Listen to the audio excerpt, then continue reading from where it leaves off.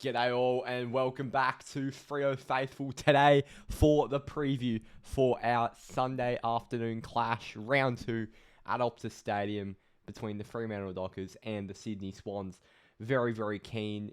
It's our homecoming. It's our first home game of the season and we've got to feed off this. We've got to win this. I've said all throughout this preseason that the first 2 games, if we win one of them, it sets us up very well for the first 8 weeks of the season and to kick on from there. So the Geelong loss, obviously, the scoreboard wasn't ideal. I didn't think it was 78-point loss bad, considering that third quarter. But I really feel like we need to improve in some areas this week. Sydney have a lot of threats, and they've also got a really good track record at Optus Stadium. If you look at the past few times we've played them, last time was obviously later last year where we beat them by 1 point at the SCG. We broke that winning streak that they had. One of our best ever wins, best ever home and away wins. Before that, just only about a month before, we played them at home. That was a bit of an anomaly. It was the day that the death of Ken McCarthy got announced, and the players weren't in a great mind frame. We lost by 48 points, so that was a difficult game. I think we can leave that one aside.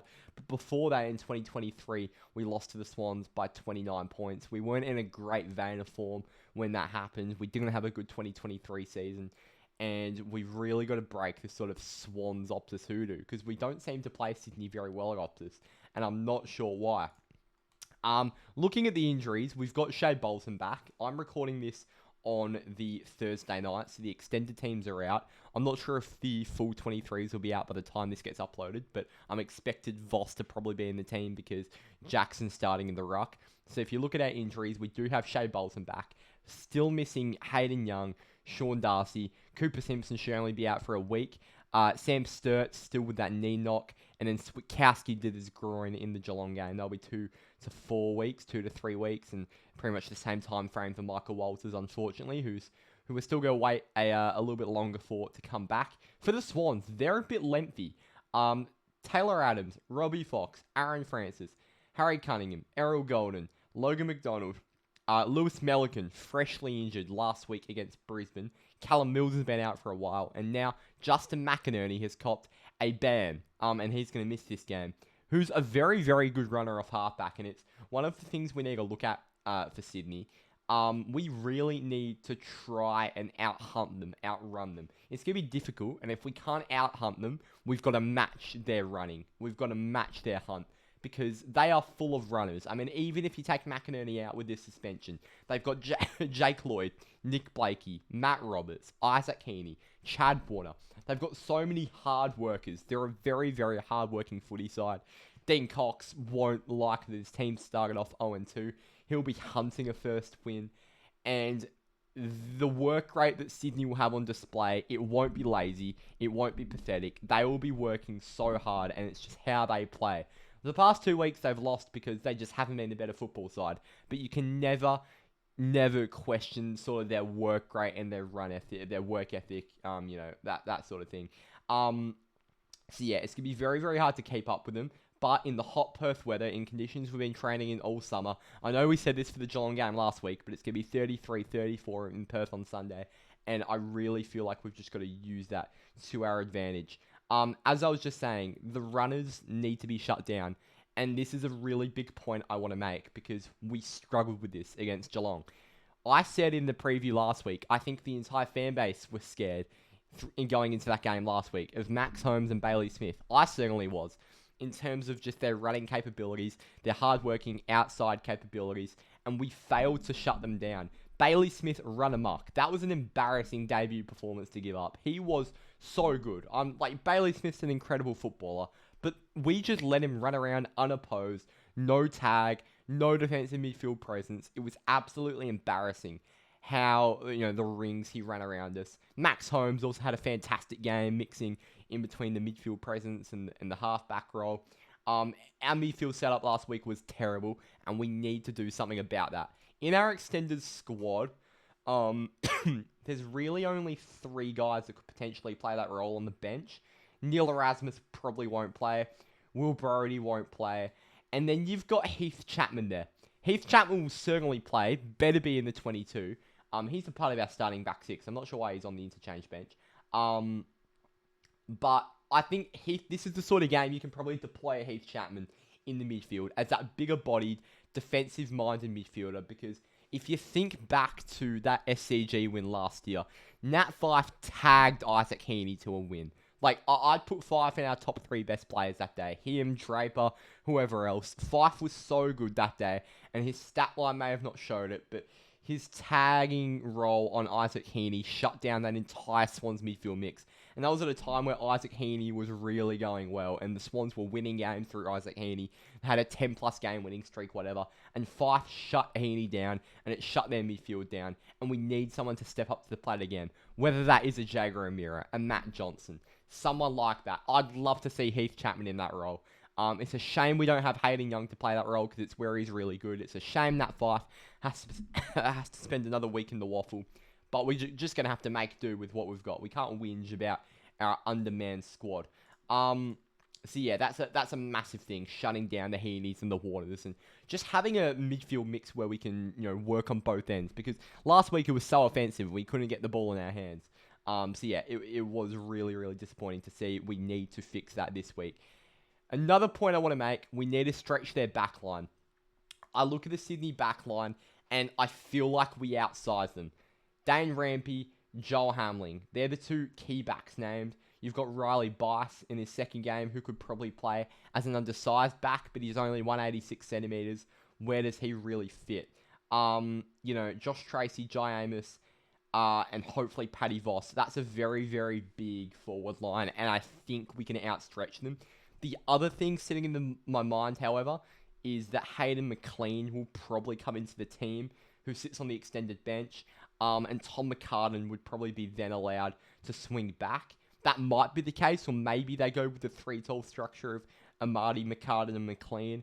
But there is also a good chance that Tom McCartan gets to swing back with Rampy and Hamling, who, by the way, Hamling played very well against Brisbane last week. Rampy, we know his quality, and if Tom McCartan can get back in that back 6, it'll be a lot more calm for Sydney. So I think that's a big watch. If McLean gets picked, McCartan probably goes back down there, and Sydney become a much better team with Tom McCartan in that back 6 and Hayden McLean in that front 6. So that definitely does pose a threat for Sydney, but I think if Tom McCartan does stay in that forward line, and even if he does go down back, I think we've got the capabilities in Voss, Amos, Tracy, even Jackson when he runs down there, around the ground, to really stretch that back line. And speaking of stretching their back line and just stretching their players in general, and speaking of Luke Jackson, I think he matches up really well against Brodie Grundy.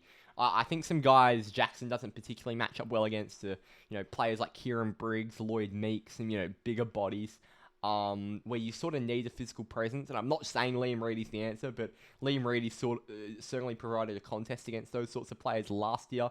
I mean, not the Meek situation. We played Jackson against Meek, and Meek destroyed him. But I think Jackson really matches up well against Grundy. He's had a slow start to the season. I'm not sure if age is catching up to him. I say that, but I, of course, know about Brodie Grundy's talent and capabilities, and he's a very, very good player that we need to be careful of. But I just think the way Luke Jackson plays, it can be a bit similar to what Sam Zakoning did to Liam Reedy last week, in the way where he can stretch him around the ground, really try and provide an extra number in front and behind the ball, and I think that can be a very, very crucial part in sort of winning the spare ball. I think Luke Jackson really needs to work hard. I think he can work off Brodie Grundy really well. There are a few really big individual matchups in this game as well. Not just that one, but Brandon Walker will nearly certainly get the job on Tom Papley. And, he had a tough time against Tyson Stengel and Graham Myers last week. I mean, most defenders do. Couldn't really shut them down, but I think overall Walker had quite a good game, and he's got a massive lockdown role on Tom Papley because we've really got no one else that can do it. You can't really put a Wagner, a Clark, or a Ryan on Papley. You can maybe put a Ryan on him, but I wouldn't. I think Walker will go to him. And then some other matchups. You look at James Jordan, who in the first 2 weeks of the season has put together two really good tagging performances. Jordan's played 8 quarters this season. He's tagged in 6 of them. In the second half of the Hawthorn game, he held Will Day to a reasonably quiet second half, compared to what he was doing in the first half. And against Brisbane, he held Lachie Neale to 10 disposals. That is Lachie Neale's statistically worst game since 2014, when he was playing at the Dockers. So that's insane. James Jordan is an incredibly good tagger. He puts on some insane clamps, and some of our guys are very, very taggable. And we've got to minimalise the sort of damage that James Jordan tag does. Jordan Clark and Caleb Sarong are the main two targets in my eyes.